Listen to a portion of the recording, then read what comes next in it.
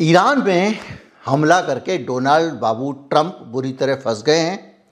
और कैसे फंस गए हैं इसको अगर हम समझें सरल तरीके से तो ये उनके लिए वाटरलू साबित होने वाला है। वाटरलू की लड़ाई नेपोलियन आपने पढ़ा होगा सारा। कहीं ऐसा ना हो कि डोनाल्ड ट्रंप, जैसा मैंने कल कहा था, कि दूसरे की नौकरी खाने के चक्कर में, ईरान में रिजीम के चेंज के चक्कर में पड़ें और यहाँ अमेरिका में उनको अपनी नौकरी से हाथ गंवाना पड़े। सचमुच यही स्थिति है। तो उनकी नौकरी खतरे में क्यों है इसको समझिए। कल मैंने बताया था कि किस तरह से डोनाल्ड ट्रंप मध्यावधि चुनाव के मुहाने पे खड़े हुए हैं। मध्यावधि चुनाव में मैंने कैलकुलेशन भी बताया था, अगर वो हार जाते हैं तो कैसे उनकी हालत ख़राब हो जाएगी। बगैर पावर के, जैसे यहाँ पे राष्ट्रपति की पावर नहीं होती कुछ भी, वैसे वहाँ पे भी नहीं रहेगी। और विपक्ष में होगी, संसद होगी विपक्ष के बहुमत वाली, तो एक भी काम नहीं कर पाएंगे जब तक कि संसद के आगे मत्था ना टेक के आए। तो कल मैंने आपको सर्वे भी बताया था, लेकिन उससे भी ज़्यादा अहम बातें हैं। और वो बातें हैं कि डोनाल्ड ट्रंप अपनी ही पार्टी के लोगों के खिलाफ फंस गए। कौन लोग हैं, कैसे लोग हैं, वो लोग क्या विरोध कर रहे हैं, उन विरोध का मतलब क्या है, डोनाल्ड ट्रंप इतने कमज़ोर हालत में क्यों दिखाई दे रहे हैं, इस पे बात करेंगे। ये है knocking-news.com का यूट्यूब चैनल। मैं हूँ गिरिजेश वशिष्ठ। चैनल को सब्सक्राइब करना बहुत ज़रूरी है, प्लीज़ कर लीजिए।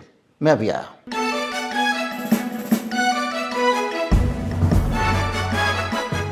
देखो, ऐसा होता है भैया कि घर में बहुत सारे लोग होते हैं, कुछ लोगों की बात का महत्व होता है। वो लोग ऐसे लोग हैं जिनकी मोहल्ले में सब जगह अपनी अपनी चलती है। जैसे चुनाव में नहीं होता, हमारे चुनाव, प्रधानी के चुनाव में, भैया इनके साथ 60 वोट हैं, इनके साथ 80 वोट, ऐसा रहता है ना। तो जिन लोगों के बातें लोगों के ऊपर असर करती हैं, ऐसे लोग ओपिनियन बिल्डर कहलाते हैं। और ऐसे लोग समाज की दिशा बदलने में सक्षम होते हैं। और ये लोग डोनाल्ड ट्रंप को राष्ट्रपति बनाने में काफ़ी हद तक सक्रिय रहे, उनकी भूमिका रही है। कैसे रही है?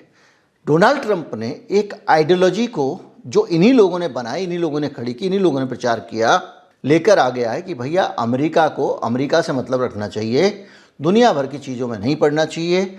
Make America great again, America first. हम क्यों जाएं वहाँ फटी में टांग अड़ाने इजराइल की? भाई हमको अपने से मतलब होना चाहिए। दुनिया भर में पैसे का खर्चा हो रहा है, तो इसीलिए आपने देखा होगा ट्रंप ने उसी आइडियोलॉजी पे चल के WHO को देने वाले फंड कम कर दिए। बहुत सारे नेटो से कहा भाई अपना अपना खर्चा उठाओ, हम तुम्हारा खर्चा नहीं दे पाएंगे। ब्रिटेन, मतलब सब जगह से उसने खर्चे समेटे। ये उस एक आइडियोलॉजी, विचारधारा के कारण था जिसके कारण ट्रंप राष्ट्रपति बने। और इस विचारधारा को आगे बढ़ाने वाली एक पूरी फौज थी। अब वो फौज डोनाल्ड ट्रंप के खिलाफ हो गई है। उसमें ऐसे ऐसे नाम, बड़े बड़े नाम हैं। एक फॉक्स न्यूज़ में पहले एंकर होते थे, बड़े आदमी हैं, टकर कार्लसन, और टेलीविज़न होस्ट, कमेंटेटर वगैरह वगैरह। और उन्होंने सबसे ज़्यादा मागा वाला जो आइडियोलॉजी है उसको लोगों के दिमाग में बिठाया। और उनका बड़ा महत्व है, उनका अच्छा खासा असर है उन लोगों में जो मागा की आइडियोलॉजी को मानते हैं, जिनके कारण डोनाल्ड ट्रंप राष्ट्रपति बने। और जितने दक्षिणपंथी वोटर हैं उनको टकर कार्लसन की बात बड़ी समझ में आती है। उनका कहना यह है कि विदेश नीति में हमको होना चाहिए नॉन इंटरवेंशनिस्ट, यानी विदेशी युद्धों में घुसने का नहीं। और ये बात जाके उन्होंने अभी बयान दिया है कि मैं डोनाल्ड ट्रंप को बोल के आया था कि तुम वहाँ पर युद्ध मत करो, तुम्हें ईरान से कोई मतलब नहीं होना चाहिए। भाई बढ़ गया जाके। आप सोचिए कि कितना ज़्यादा प्रेशर रहा होगा। उस दशा को समझिए। अगर हम थोड़ी देर रुक के ये सोच लें कि डोनाल्ड ट्रंप ने ऐसा क्या किया होगा, तो आपको एप्स्टीन फाइल समझ में आएंगी। बोले एप्स्टीन फाइल में तो बहुत लोगों के नाम आ रहे हैं, तो नाम आ ही गया है ट्रंप का, तो उसको क्या नाम। एप्स्टीन का बेसिक काम क्या था जो पूरी दुनिया जानती है? वो मोसाद से जुड़ा हुआ था। इजराइल का काम करता था और इजराइल की भलाई के लिए अमेरिका के राष्ट्रपतियों समेत बहुत सारे लोगों को शीशी में उतारता था। अथाह दौलत थी उसके पास और वहाँ पर हर प्रकार का बुरा काम करा के इन लोगों को खुश भी रखता था और ब्लैकमेल भी करता था। उसकी ब्लैकमेलिंग भी ऑन रिकॉर्ड है कि वो ब्लैकमेलिंग करता था। दुनिया भर के नेताओं और राष्ट्राध्यक्षों को अपनी मुट्ठी में रखता था और निश्चित तौर पे जब वो इजराइल और मोसाद के लिए काम कर रहा था तो वो सारी चीज़ें मुट्ठी में जो थीं वो मुट्ठी नेतन्याहू के पास पहुंच चुकी है। इसीलिए शायद बहुत सारे लोग किसी की मृत्यु पर भी शोक संदेश नहीं दे पा रहे। ज़रूरी नहीं है कि वो सेक्स से जुड़ी हुई चीज़ें हों, और भी बहुत सारी चीज़ें हो सकती हैं, बहुत सारे समझौते हो सकते हैं।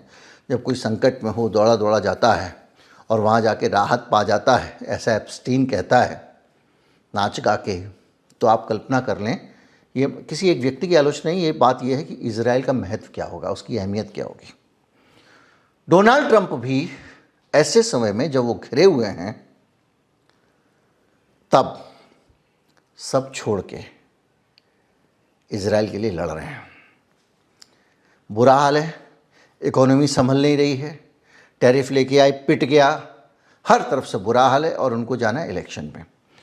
ऐसे में टकर कार्लसन जैसे लोग आवाज़ उठाएं, उसकी एक अहमियत है। बहुत सारे लोग, थॉमस मैसी, वो भी ये कहते हैं कि अक्सर अपनी पार्टी में इस तरह से नहीं करना चाहिए, हमको सबसे सलाह लेनी चाहिए। विदेशी हस्तक्षेप और रक्षा बजट, ये दोनों देश के धन की फिजूल खर्ची हैं और थॉमस मैसी ने ये कहा है कि डोनाल्ड ट्रंप को नहीं जाना चाहिए था इस वॉर में। ये चीज़ हमको बताती है कि किस तरह से हालात ख़राब हैं। आप वो ये करें कि मिडिल ईस्ट में सैन्य उलझाव अमेरिका की घरेलू प्रायोरिटीज से ध्यान हटाएगा। पहले भाई घर पे ध्यान दे ले, और अमेरिका फर्स्ट का मतलब पहले अमेरिकी नागरिक हैं, ना कि नए युद्ध। ये थॉमस मैसी कह रहे हैं। ये वो आदमी है जिसने डोनाल्ड ट्रंप को बहुत सारे वोट दिलाए हैं, आधार दिलाया जिसके आधार पे वो खड़े हुए हैं। टकर कार्लसन भी उसमें से है। मेजोरी टेलर ग्रीन, आप अच्छी तरह से जानते हैं कि वो डोनाल्ड ट्रंप की समर्थक हैं, अंध समर्थक हैं। सार्वजनिक रूप से कह चुकी हैं कि फॉरेन वॉर्स के वो खिलाफ हैं। अमेरिका को नए संघर्ष में नहीं घसीटा जाना चाहिए। मागा खेमे का एक सशस्त्र हस्ताक्षर डोनाल्ड ट्रंप के खिलाफ खड़ा है और इसके बाद भी डोनाल्ड ट्रंप ईरान में लड़ने पहुंच गए हैं। और अब ये जो गुस्सा है, घर के अंदर का गुस्सा, पार्टी के अंदर विरोध हो रहा है भाई। अगर पार्टी के अंदर विरोध होगा तो क्या होगा। जेडी वांस, अब तो ये तो बिल्कुल ही जो घर के आदमी हैं, उपराष्ट्रपति है भैया डोनाल्ड ट्रंप का राइट हैंड। जेडी वांस कह रहा है कि ईरान के साथ अगर सीधा टकराव होता है तो सीधी रणनीति एग्जिट प्लान होना चाहिए। भैया निकल लो वहाँ से, हमको नहीं पढ़ना, हम क्यों लंबे उलझे। और उनका कहना यह है कि बिना ठोस उद्देश्य के सैनिक कार्रवाई लंबे संघर्ष में फंसा देगी। और दुर्भाग्य से कोई स्ट्रेटजी नहीं है, कोई प्लानिंग नहीं है, कुछ नहीं है। ये बस इजराइल के कहने पे चल दिए लठुटा के। अब उलझ गए, और उलझ ऐसे गए हैं कि जिन 7-8 देशों की जिम्मेदारी ये लिए फिरते थे वो सारे के सारे संकट में हैं। और वहाँ पर लोग कह रहे हैं भैया ये डोनाल्ड ट्रंप ने हमको अच्छा फंसा दिया। अब सऊदी अरेबिया और सब जगह लोग कह रहे हैं, पब्लिक कह रही है कि इन्होंने हमको फंसा दिया, हमको बचाने भी नहीं आ रहे, हम पे हमला हो रहा है। तो इजराइल कह रहा है मैं इनको बचाने जाऊँगी, मैं खुद को बचाऊँ। डोनाल्ड ट्रंप कह रहे हैं मैं सबको बचाने जाऊँगा तो मेरे बहुत सारे सैनिक खर्च हो जाएंगे। वो खुद को बचाने की हालत में नहीं। यूएई बेचारा क्या लड़ेगा बताइए आप, आबू धाबी क्या लड़ेगा। इस पूरी सिचुएशन में एक बेहद खतरनाक स्थिति हो गई है। कोड पिंक जैसे संस्थाएं सड़कों पर उतर आई हैं, प्रदर्शन कर रही हैं। Regime change Wars have failed repeatedly, bar bar regime change करने के लिए जब भी ये युद्ध लड़ने जाते हैं ये फेल हो जाते हैं, ये संस्थाएं कह रही हैं। डेमोक्रेटिक सोशलिस्ट ऑफ अमेरिका, वो ये कह रहे हैं कि इलीगल एस्केलेशन किया, और ये कहा कि कांग्रेस से कह रहे हैं कि भाई इनको पैसे देना बंद करो, सैन्य फंडिंग बंद करो, हमारे यहाँ पैसे की कमी है, ये फालतू लड़ने के लिए पैसे ले जा रहे हैं। तो वो कह रहे हैं कि संसद से उनके यहाँ की जो है इनको पैसे मत दो। इससे अंदाज़ा लगा लो एक बड़ी तकलीफ है। और ये पूरी की पूरी चीज़ ये मानती है कि ईरान के साथ में झगड़ा मोल लेके आपने अमेरिका को संकट में डाल दिया है। टेंशन में ट्रम्प भी है। आपको ट्रम्प का वो बयान याद होगा, अभी हाल में आया था कि ईरान जो है अगर उसने मेरी हत्या की कोशिश की तो मैंने इंस्ट्रक्शन दे दिए हैं, ईरान धरती पर नहीं रहेगा। इनमें से कई लोग कह रहे हैं तुम तो यार अभी कुछ समय पहले बोल रहे थे कि ईरान में तुमने सारे के सारे उड़ा दिए हैं परमाणु हथियार, तो अब तुम किस बात के लिए हमला करने जा रहे हो? तुमने तो नष्ट कर दिए थे ना परमाणु ठिकाने, अब क्या कर रहे हो? डोनाल्ड ट्रंप के पास जवाब नहीं है और ये अपने आप में खतरनाक स्थिति है। खतरनाक स्थिति इसलिए भी है क्योंकि अमेरिका में अब बड़ी संख्या में लोग उनके खिलाफ हो गए। बर्नी सैंडर्स सीनेटर हैं और वो प्रोग्रेसिव राजनीति का चेहरा है। इसको अगर आप छोड़ दें, वो ये कह रहे हैं कि ये असंवैधानिक है और अवैध है। उसको भी छोड़ दें, जो रान ममदानी न्यूयॉर्क के मेयर, उन्होंने तो बहुत खतरनाक बयान दिया। उन्होंने कहा कि ये इलीगल वार ऑफ एग्रेशन है और तर्क दिया कि अमेरिकी जनता युद्ध नहीं चाहती, घरेलू आर्थिक संकट को दूर करो जिसमें तुमने उसको डाल रखा है। रो खन्ना कैलिफोर्निया के डेमोक्रेटिक सांसद, वो भी इसके खिलाफ हैं। वॉर पावर रेजोल्यूशन लागू करना चाहिए, ट्रंप का हमला अनऑथोराइज्ड है। वॉर पावर रेजोल्यूशन क्या है इसको भी समझते हैं। उससे पहले जानने मिनेसोटा के सांसद डेमोक्रेट के, उन्होंने भी कहा कि रैकलेस एस्केलेशन है। अब ये वॉर पावर रेजोल्यूशन क्या है? वॉर पावर रेजोल्यूशन क्या है कि एक 1973 में, जहाँ तक मुझे ठीक से याद है 73 या 71 में, कंफर्म कर लेता हूँ, 73 में अमेरिका ने एक वियतनाम में पिटने के बाद, अमेरिका बहुत जगह गया ऐसे भिड़ने के लिए, और पिट के लौटा।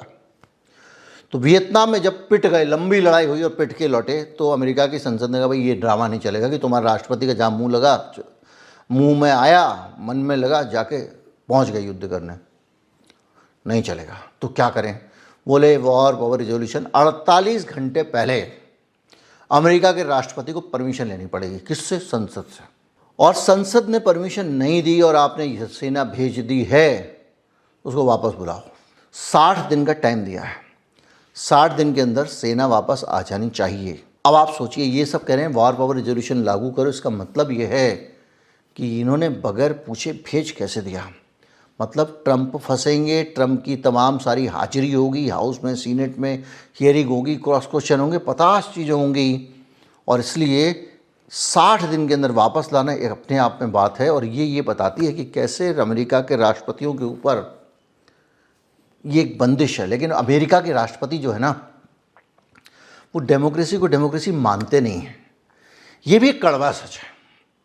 वहाँ पर संसद क्या है ये केवल एक फॉर्मेलिटी है इनके लिए। इनके एलीट बड़े लोग, इजराइल के संबंध, ये वो और पर्सनल चीज़ें ज़्यादा मायने रखते हैं। मैं आपको बता रहा हूँ कि ओबामा ने 2011 में लीबिया में जब सैनिक कार्रवाई की तो कहा कि नहीं, ये कानून, ये वॉर नहीं है साहब, युद्ध नहीं है, वहाँ गद्दाफी के खिलाफ जो किया था।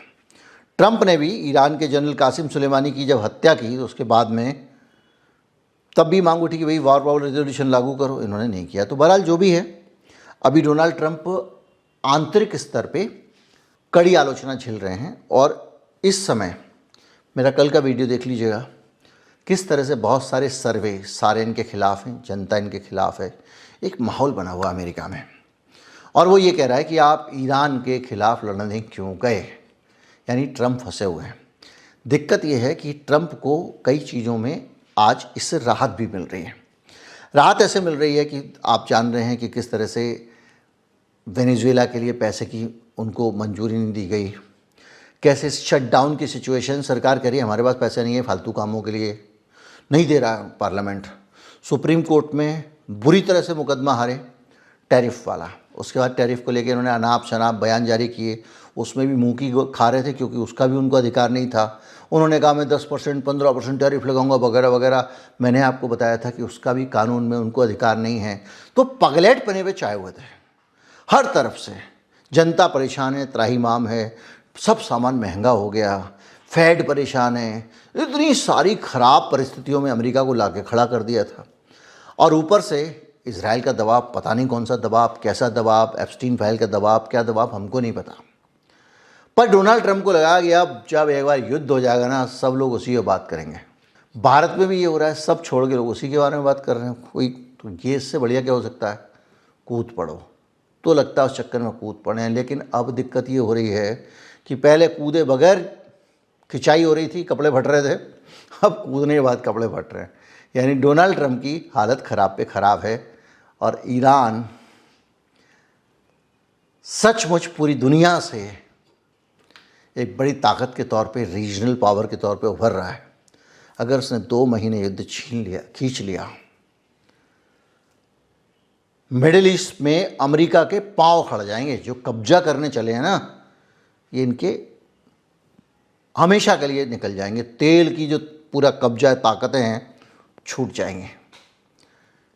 पर देखिए क्या होता है, क्योंकि कुल मिला के ये है कि जितने लोग अमेरिका की चमचागिरी में अपने आप को धन्य महसूस करते थे, उन सबको ईरान ने 3 दिन के अंदर ही बता दिया कि भाई ये तुम्हारा कुछ नहीं कर पाएगा, तुमको रहना है, साथ में मिल के रहो।